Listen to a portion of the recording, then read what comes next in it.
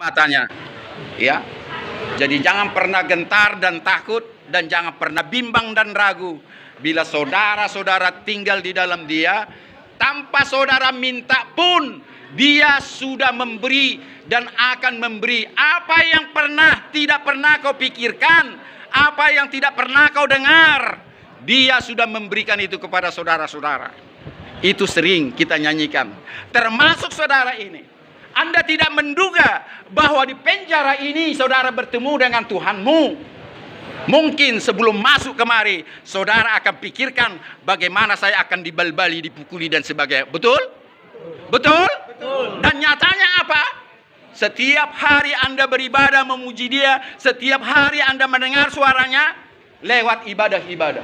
Itu lagu yang pertama tadi. Jadi saya mau jelaskan bagaimana lagu itu jangan hanya menyanyikan, harus mengerti kata demi kata. Saya ulangi sekali lagi, apa yang tidak pernah saudara lihat, apa yang tidak pernah Anda dengar, apa yang tidak pernah Anda duga, Tuhan sudah memberikan itu kepadamu dan bakal diberikan lagi yang lebih luar biasa. Amin. Amin. Ini yang kita renungkan, tepuk tangan buat Dia. Dan saya tidak mau sepotong ayat demi ayat, ya. Saya mau mengerti arti sebuah lagu, arti sebuah ayat, arti sebuah perkataan. Ya. Ada banyak orang menyanyikan, ada orang menangis, ikut menangis, tetapi tidak meresapi. Toh deh, toh, pas. Itu bahasa India. Ya kawan. Saya mau tambah lagi apa yang disampaikan hambanya tadi. Hambanya menyinggung masalah apa tadi? Jalan yang sesak. Betul ya Pak Pendeta? Evangelis. Masuklah melalui jalan yang sesak. Sesak. Bukan sesat ya. Sesak. Sesak itu apa bahasa Indianya sesak? Susah begitu. Kau paksakan lewat itu. Kayak kau dulu mau keluar dari penjara, coba-coba naik, ingat kan? Ya kan? Akhirnya tergantung-gantung, nggak bisa kan? Karena nggak bijak kau, kurang lagi satu pakunya, nggak kau buka, tergantung-gantunglah kau. Tapi dalam mimpinya kawan, dalam mimpinya dia melarikan diri dari penjara, tergantung-gantung dia karena sesak.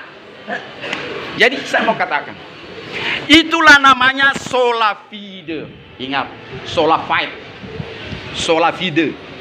Jadi sekarang ini bukan hanya anugerah, sola gracia, mungkin Anda tidak pernah dengar, tetapi kita juga ada sola fide. Kita masuk ke sorga bukan semata-mata hanya anugerah daripada Yesus Kristus karena Dia sudah mati di kayu salib demi dosa-dosa saudara dan saya, tetapi Dia juga meminta saudara-saudara harus perang. Harus berperang, harus fight, fide. Ada fight, ada perjuangan.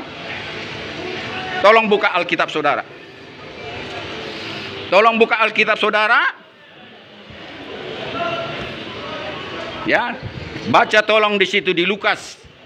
Di Lukas 13. Ya, tidak panjang ini. Saya ambil yang pendeknya saja. Lukas 13, tolong dibaca dari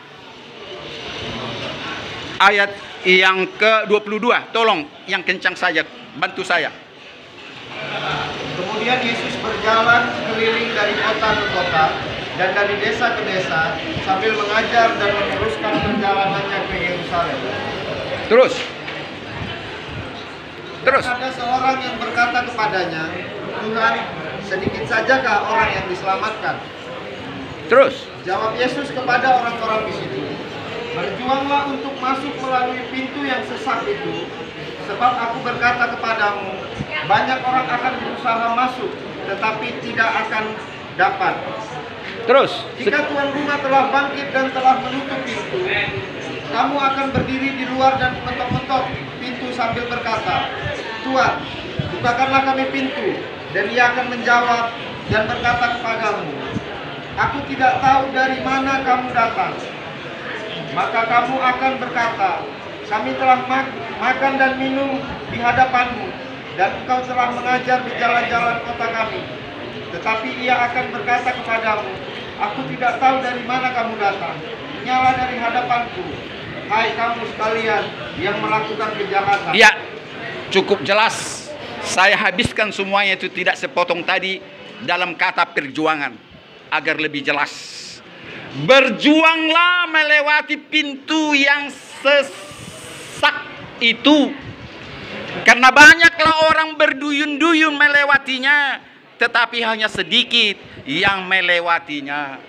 Ini makanya saya bilang dalam visi dan misi saya, Prison for Crusade, penjara untuk perang salib. Artinya saudara harus diciptakan untuk menjadi perang salib. Perang salib bukan melawan orang-orang, perang salib bukan membunuh manusia, tetapi perang salib adalah membunuh kedurjanaan, membunuh segala dosa-dosa, kebiadaban, apa yang Tuhan tidak cintai.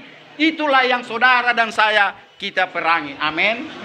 Iya, itu makanya dalam visi dan misi saya judulnya Prison for Crusade, Hospital for Crusade. Kenapa saya ambil dua ini? Penjara dan rumah sakit. Saya dikasih anugerah penglihatan bahwa penting kali artinya penjara-penjara dan rumah-rumah sakit itu ada di Matius 25. Nanti Anda baca. Ya, bila perlu buka sekarang, ada di Matius 25 di situ.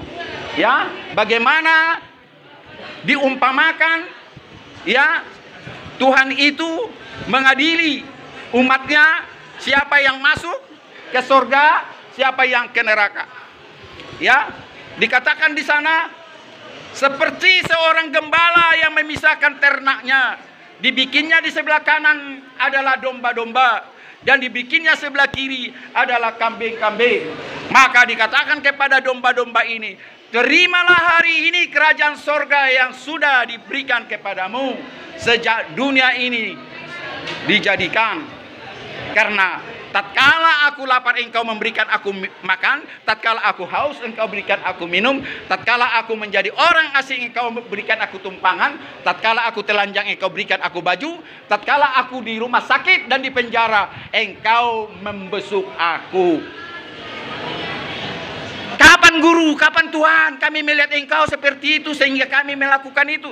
Karena engkau sudah melakukan itu. Lihat di Alkitabmu saudara-saudara. Karena engkau sudah melakukan itu kepada seseorang atau orang, maka engkau sudah melakukan itu kepadaku. Maka dikatakan kepada yang sebelah kirinya, kambing-kambing itu, hai kalian yang sebelah kiriku, terimalah kerajaan neraka yang sudah disiapkan kepadamu. Karena tatkala aku lapar engkau tidak kasih aku makan, tatkala aku haus engkau tidak kasih aku minum, tatkala aku menjadi orang asing engkau tidak kasih aku tumpangan, tatkala aku telanjang engkau kasih aku baju, tatkala aku di rumah sakit dan penjara engkau tidak pernah membesuk aku.